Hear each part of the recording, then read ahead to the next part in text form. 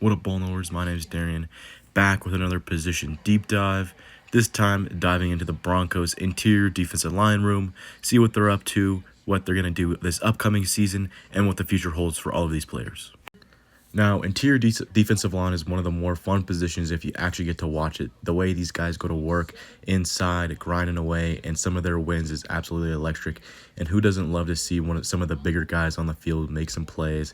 Obviously, love my guys up there: Malcolm Roach, Uwazurike, DJ Jones. Fun group, and I'm really excited for them, even with the loss of John Franklin Myers. First up, we got the main man, Zach Allen, the Broncos' best interior defensive lineman, probably one of their better defensive players overall, and an absolute anchor to this Broncos defense. Zach Allen got paid last year and well-deserving. I believe he's a second-team All-Pro. And then a first-team All-Pro this year. Zach Allen continues to impress, and there was a big signing after being a questionable one. That offseason, the Broncos ended up letting Draymond Jones go, who was big for them, and brought over Zach Allen.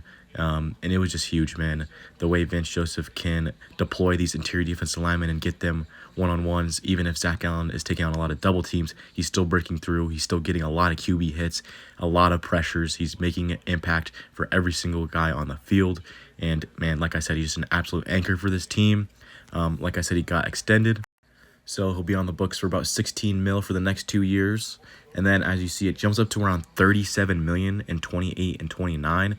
So we'll see what the Broncos want to do with that money. But comfortably can see Zach Allen on this team for another 2 years. He's only about 27 years old, 27, 28. So he's still relatively in his prime. And I'd love to see Zach Allen continue to dominate the league. Next up, the big man in the middle, Mr. DJ Jones. Now, DJ Jones doesn't play every single snap, being more of our nose tackle. I think he'll take on a little bit bigger of a role with no JFM, but he's still going to be the nose, still going to be anchoring our run defense. I'd like to see our run defense get better. Hopefully, we can play a little stronger up the middle. I know a lot of that also relies on the Broncos' weaker linebackers, but this is not about the linebackers, it's about the D-linemen. And I still think DJ Jones can make a good impact as that run-stuffing interior defensive lineman nose tackle. DJ also signed an extension last offseason, about 3 years, $39 million, I believe, $13 a year. Comfortable for DJ. I think he'll play out the rest of his contract. He's got 2 years left. He's 31 years old, so probably at the twilight of his prime, but he's still been very productive for the Broncos, still makes big plays in the run, and I'm really excited to see DJ Jones again for this team. Next up, the guy who has to take a bigger leap, Malcolm Roach. Malcolm Roach is only around 26 years old as well, so still on relatively the younger side. Got his extension. I'm really excited to see Malcolm Roach. Hopefully he can continue his pass rush bag and him being a little bit of a bigger interior defensive lineman, at least for the Broncos standards. Hopefully it keeps making plays in the run. These three will likely be the Broncos starters when they come in on their base front with 5 down linemen. You'll have DJ Jones at nose, obviously, and then Zach Allen and Malcolm Roach on each side of them.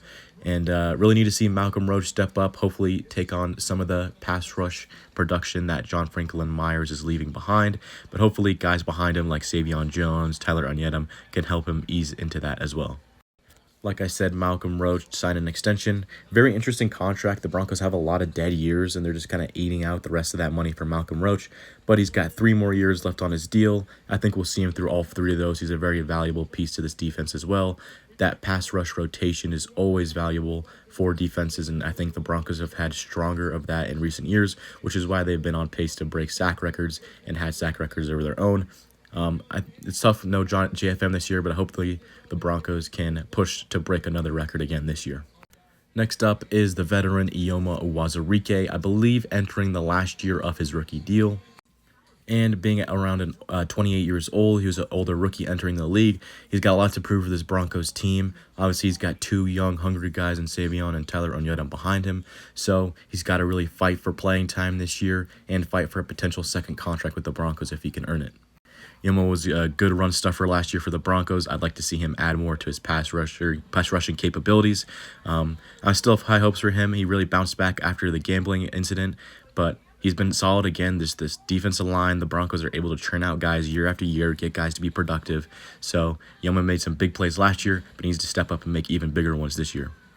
Like I said, especially if he wants that contract extension from the Broncos or from another team. Next up, a guy I am most intrigued by coming into the season is Savion Jones. Obviously didn't play a lot his rookie year, but was a third-round draft pick for the Denver Broncos.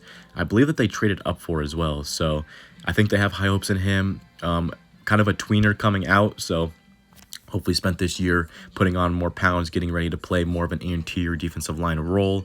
When he did get in there, he grabbed a fumble, but I'd like to see him really step up his game and really take on that role, on not necessarily being the John Franklin Myers replacement for this year, but hopefully in the upcoming years as he keeps getting better and better. I did like him profiling more into the interior defensive line, but obviously it's a tough transition, especially being more of an edge coming out of college, and the NFL is obviously a way bigger game, especially up front against those big NFL offensive linemen. So Savion Jones, being the second year of his rookie deal, still has 3 more years left, including this year. So I'm really interested to see what he does with it, and he's got to fight again with Wazirike and Tyler Nedum for those snaps this upcoming year in that interior defensive line rotation. Last but not least is the Broncos' incoming third-round rookie, Tyler Onyedum. Now, I do think there's a chance Tyler Onyedum can come in and produce right away for the Broncos. Probably not starting. That'll still likely, like I said, be Malcolm Roach. But there being more of a hole without John Franklin Myers, like there was for Savion Jones last year, he's definitely got a chance, obviously, in that battle with Wazirike and Savion Jones, like I've mentioned multiple times now. But I'm really interested to see what he can do.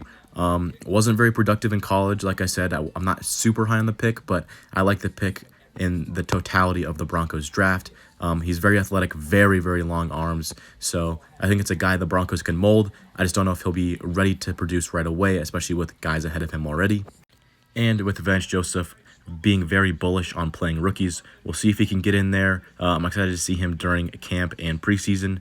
And obviously being a rookie, he's got 4 years left on his deal, so he'll be a future interior defensive lineman for the Denver Broncos, and I'm really interested to see how he develops throughout this year.